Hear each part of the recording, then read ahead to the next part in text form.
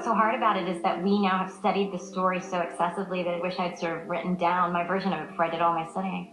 Because I would say that once there was a queen, once there was a pregnant queen who pricked her finger and a drop of blood fell onto the snow of her windowsill, and in that moment she said, I would like to have a daughter whose skin is as white as snow and whose lips are as red as blood and whose hair is as black as the pane of the window. And she bore Snow White. And then she died. The king remarried a very jealous woman named the Evil Queen. I guess what I remember is like mirror, mirror on the wall, who's the fairest of them all? And that queen looking in the mirror and just like being so brokenhearted because it wasn't her. And then the evilness. Snow White's lips, they were as red as blood, and they were plump and small. And I remember the beginning, how Snow White's just pretty and she's in the castle, and then Prince Charming comes along.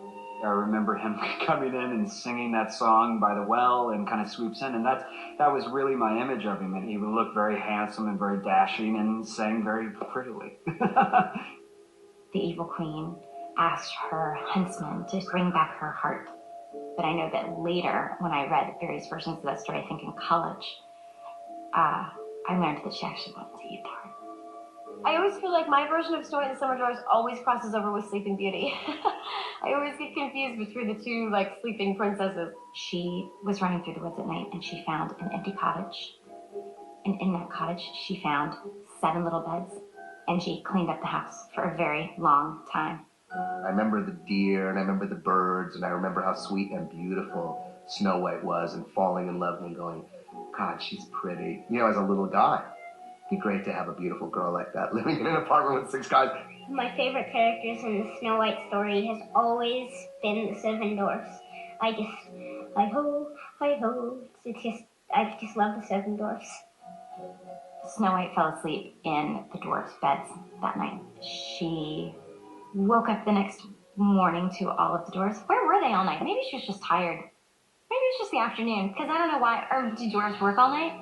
The dwarves were definitely mining diamonds, and then they got tired and they went home.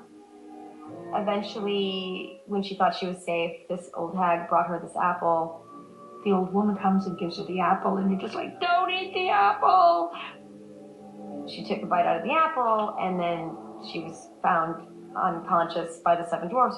She eats it and, well, she doesn't actually die, but falls asleep. I remember there's like a part when the Evil Queen, when she's dressed as the old hag, and she's being chased, and I think she falls off the cliff or something like that, and I just remember being terrified. They put her in this casket, and they were all very upset and wanting her to come back to life, and then her Prince Charming came and found her eventually and kissed her, and she woke up and all was better. In the original fairy tale, I remember it is not his kiss, but that his men are carrying the coffin and they trip, and it jars the apple from her throat, and she actually begins to breathe again. And she thanks him, and they get married. And then, of course, the beautiful moment when Prince Charming comes, that true love's kiss, when he kisses her and she wakes up. It's just like, you know. I remember Prince Charming, the kiss. It's like every little girl's dream, right? The kiss, obviously, when he wakes her up. I think that's the biggest memory. I do prefer the version in which it is true love's kiss that can break any curse. True love's kiss and all that kind of stuff. The end.